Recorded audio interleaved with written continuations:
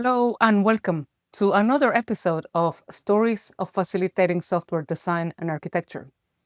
Today, we are here with my usual co-conspirator, Kenny, and we're joined by the amazing Vanessa Formicola. Vanessa. Thank you. Welcome, everybody. So I'm Vanessa Formicola. I'm an engineering leader and sociotechnical architect. That means that whatever role I actually hold, I try and solve problems from both technical people perspective. That also means that, unfortunately or fortunately, if you have a technical problem, I'll probably start poking around in your people issues and organizational issues and vice versa.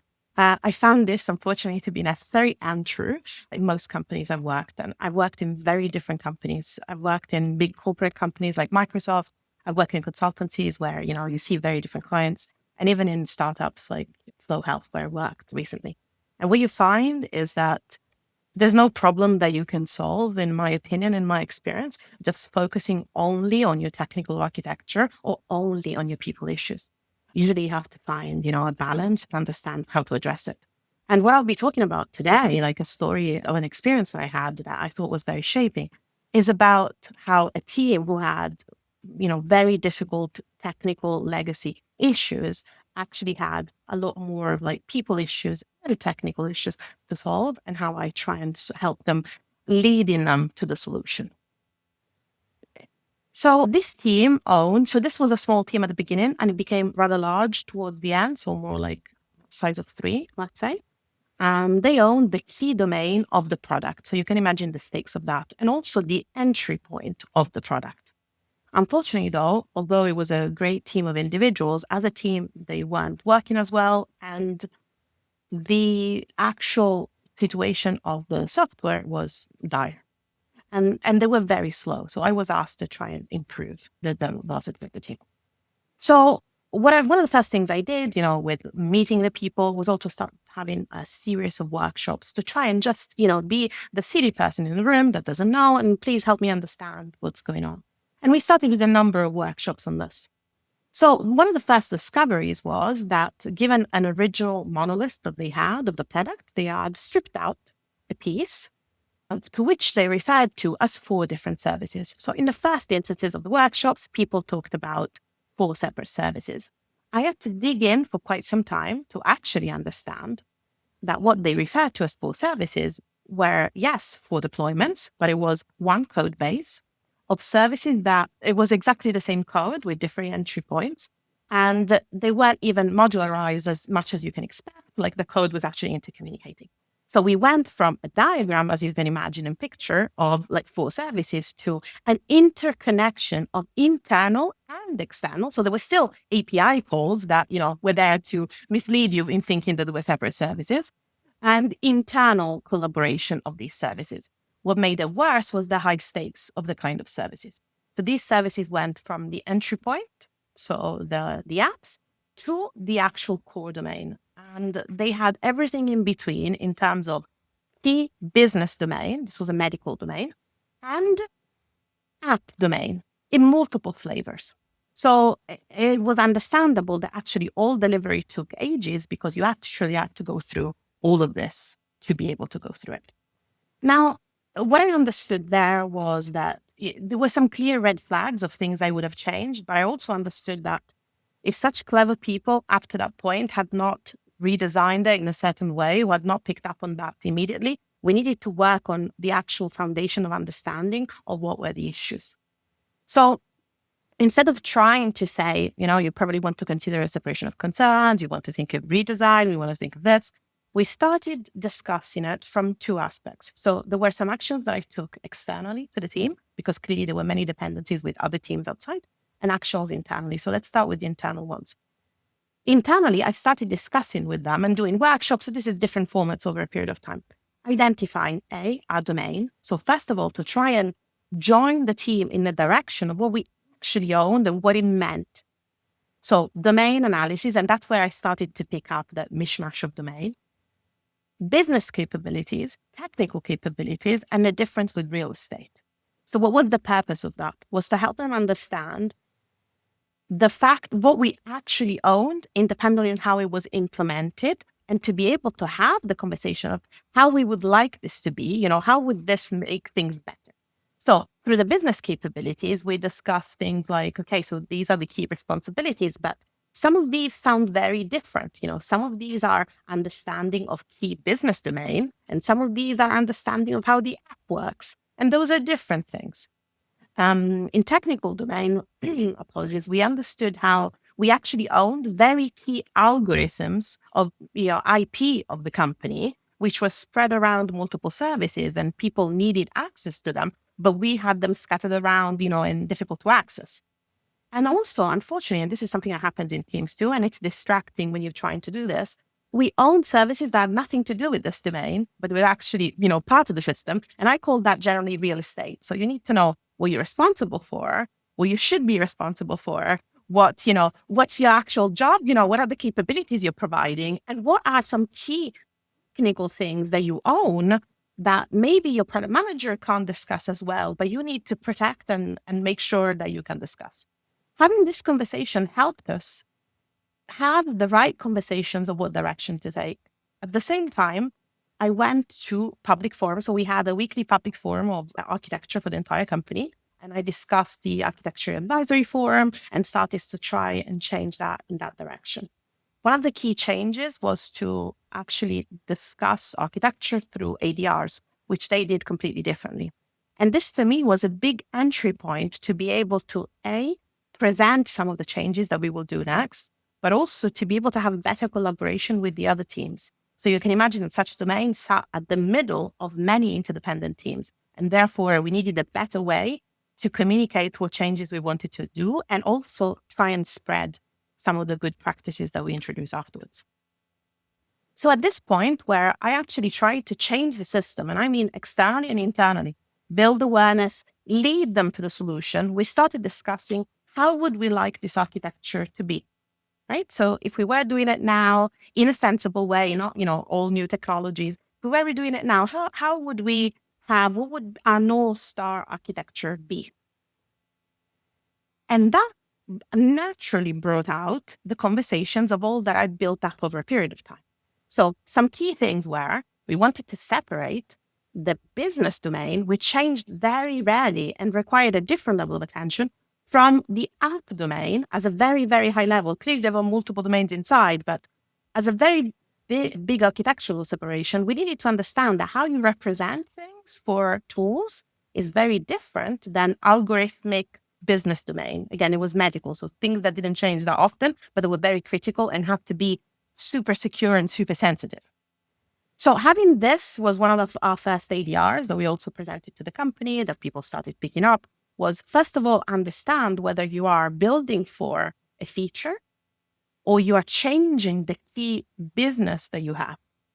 And the second aspect was to, in this new North Star architecture, was to actually separate services and say, okay, some of these services are core domain.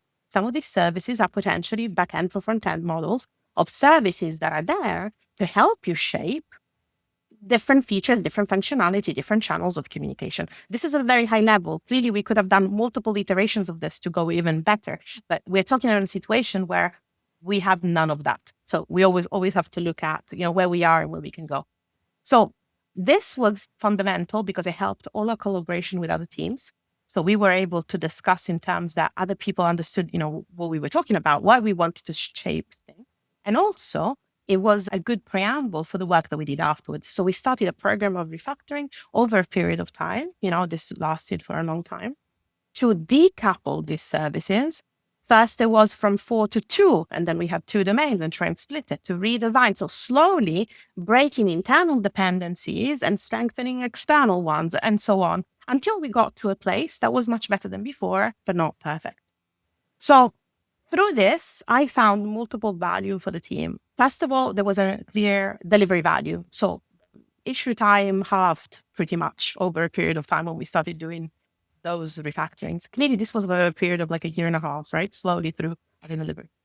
And also predictability of the sprint improved, like roughly 40%, because we have a better understanding, even when we were talking features, but also we started decoupling, right? Which also sometimes you really have to do the technical work to allow people to do the things.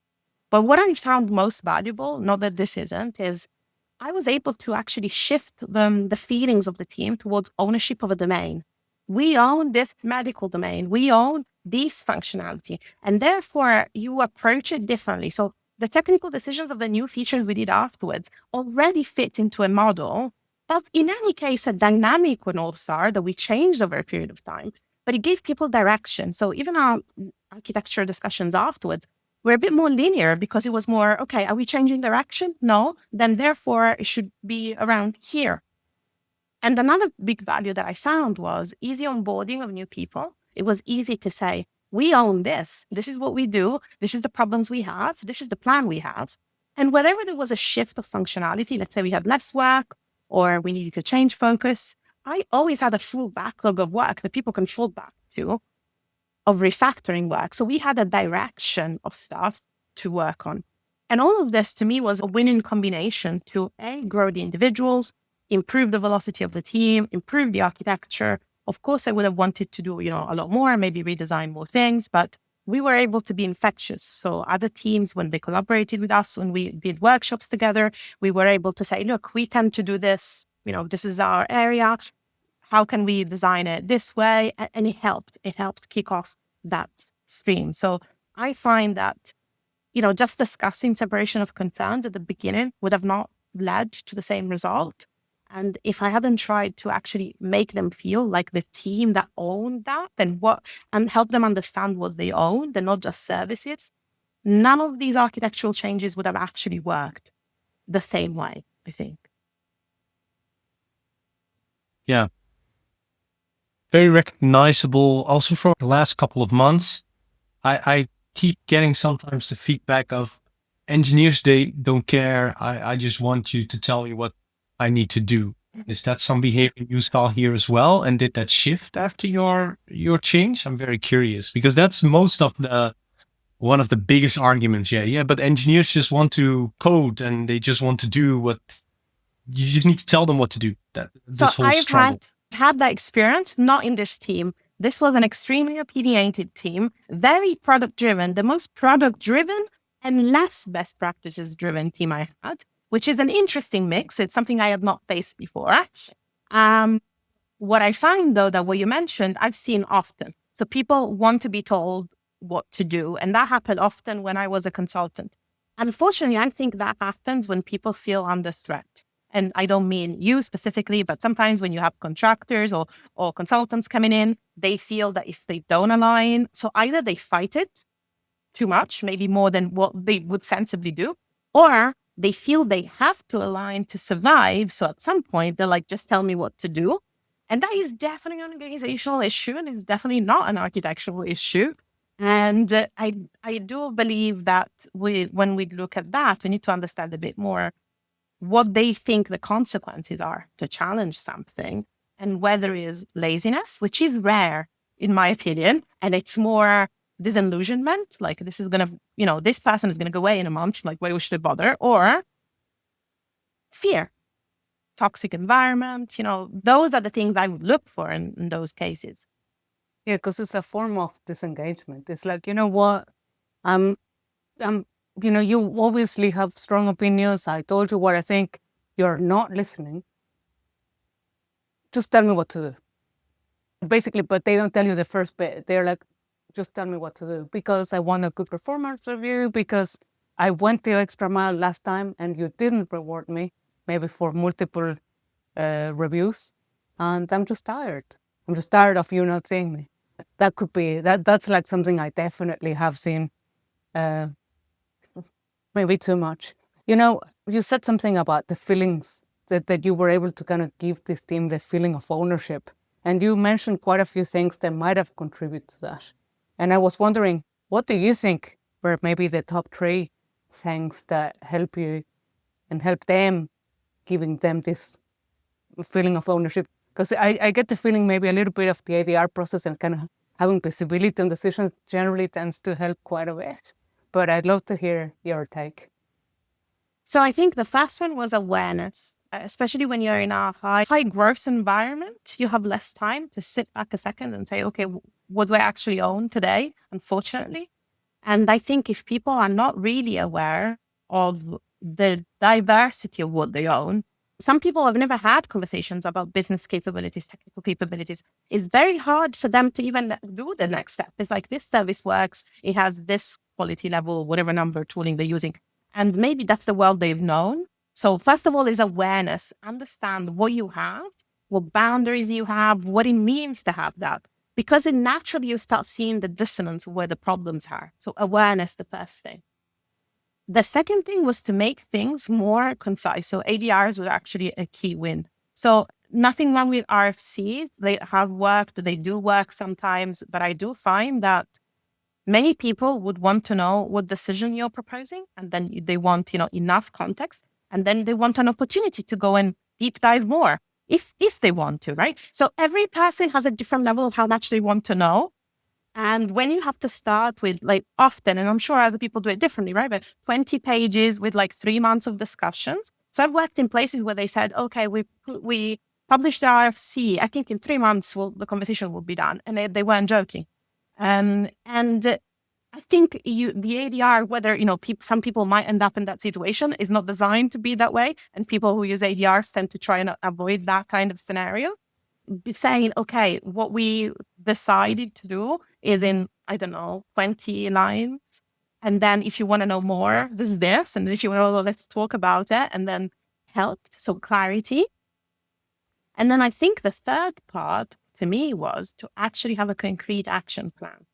So we had milestones that we change over a period of time, but it was like, okay, so what do we start first? And deciding together, okay, we start from this area, these 2 services. Okay, what benefit would it bring? Okay, how do we break it down? Over a period of time, people saw that we had a plan, and the plan changed massively. But to go from, we should refactor this, or when you have some time, we refactor this, to actually backlog ready to a point, mission to do that made a difference. So these to me were the 3 key points. Awareness, good approach to communication with other people. And third was actual concrete plan with the same responsibility that we had for delivery on it. And that is why I talk about how we need to fix problems holistically, so technically and socially. None of this would have worked if I only discussed, look, this architecture is not separating concerns. And I think if I only try to change the method or only try to make the team feel like the team, it would have been a lot of good feelings for a couple of weeks, but it wouldn't have led the result at the end. By the end, I felt that they felt the ownership of the team as much as I did, if not more. It lived independently from me. And that was a mixture, is because I was working on multiple fronts. Yeah, and that's for me is, if you look at RFCs or ADRs, I don't really matter which one you use, but in both ways, you need to talk technical, because a business process change, as you say, right, which is more of how do they do the work, will impact your technical choices, but your technical choices will also impact that, and it will impact behavior. So I feel like, unfortunately, architecture got a bit tainted. Business people also impact architecture, and engineers impact architecture, and that needs to be facilitated and changed. Did you run to anything against that? So this is a technical thing, let the engineers just solve it. Because I feel like you mentioned they don't use the best practices, which was a weird thing. And they were product minded. They had 4 services, but for some reason, if you follow Conway's law, right, they have the 4 services, they were product minded, then you would expect the code would also be more decoupled. So I'm very curious at that point.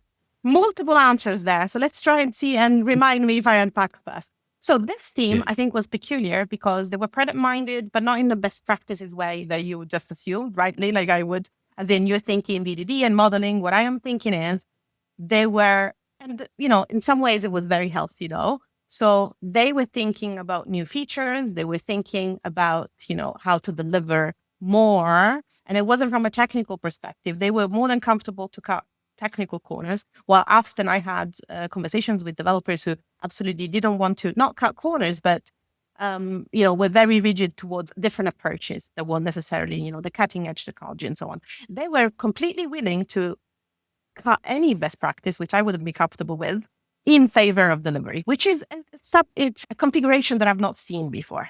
But if we talk about actually modeling your system according to the product, that was completely an alien idea, and that's why it was new and discussed there. So this is the context of the team. Brilliant people, just had different kind of experiences, and in the context of startups, so it's a different environment that one has to understand. Brilliant people, though. So then, when we talk about business and influence, so I have spoken a lot actually about how other factors impact your architecture quite directly. And Andrea before mentioned the career framework. Career framework is one of the biggest culprits of things in architecture that you don't expect to see. People behave according to the performance review cycle, and they will introduce things and do things according to that. And in one of my talks specifically, I call it 7 Sins of Architecture. I go through all of these patterns that I've seen of why people do things for reasons that have absolutely nothing to do with what you would talk about with your colleagues about tech.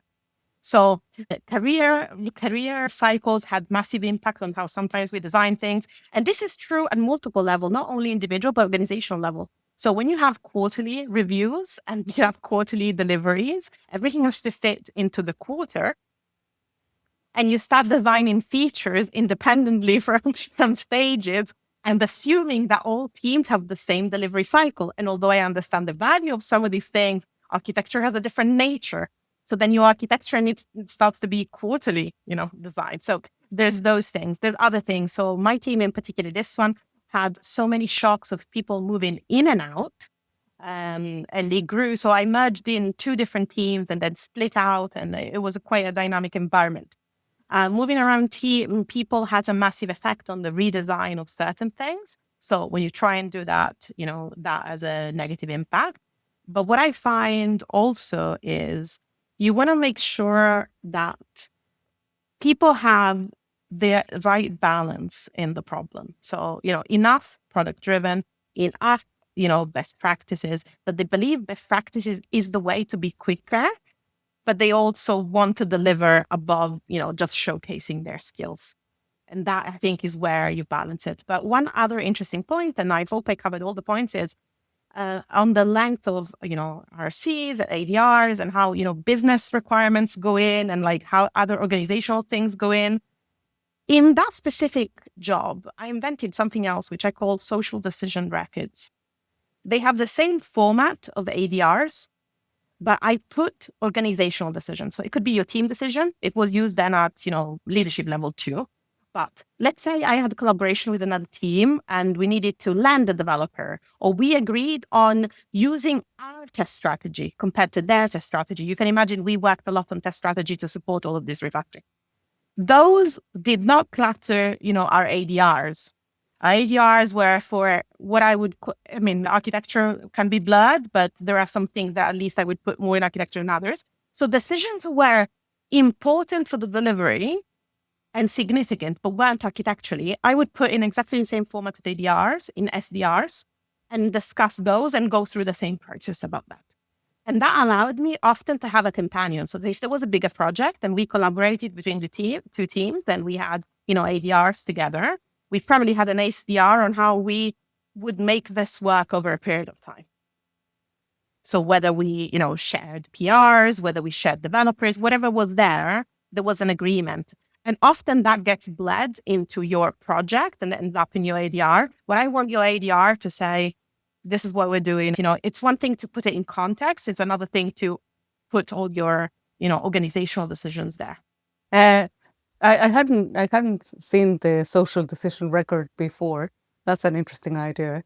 I kind of think that it might be kind of good to know a little bit about, maybe as a closing thought, how they went. Like, do you have like as many social decision records as ADRs? It's like, or just a handful, with kind of the general experience of using them. And with that, maybe we can finish off. Our episodes are generally about 20 minutes and we're a little bit over that, which is absolutely fine. But, it's like, yeah. So what was the balance? What was the experience? since it's a new So in concept my list for me. experience, we had more SDRs than ADRs. We had more SDRs than ADRs because there were more organizational decisions to be made for the delivery than the key architectural decisions. So I think the scale of the problems in this specific context was such that those architectural decisions were, things that would impact in a very long period of time, but they didn't need many different ADRs. It was, separate those things, use these patterns. They were meant to be guidelines for the future. They weren't meant, just, and then we had for specific project, maybe an ADR and so on. But the most significant one that had impact over a long period of time were there as guidelines. They kind of became principles of architecture. While the SDRs were more specific to the problem at hand in that specific thing of collaboration between teams.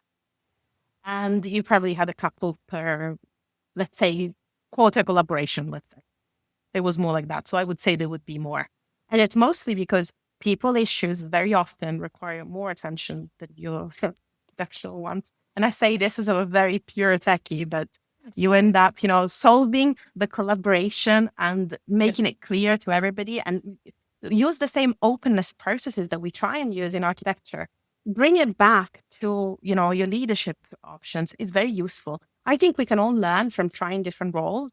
And I've learned things, when I was deving or doing architecture work. I've learned things when I've done pure in leadership roles and how there were challenges there. And I tried to cross-pollinate, things that work in one environment in the other. And that's why I always suggest to people to try different roles and to approach things from different perspectives. Because it's very hard to understand other people's perspective if you haven't walked in their shoes for a little bit. Absolutely. What a lovely closing thought, Vanessa. Thank you so much for your Thanks time to and for you. sharing your story. Thanks to you. It was lovely. Thank you. Thank you. Bye. Bye-bye. Thank you. Bye-bye.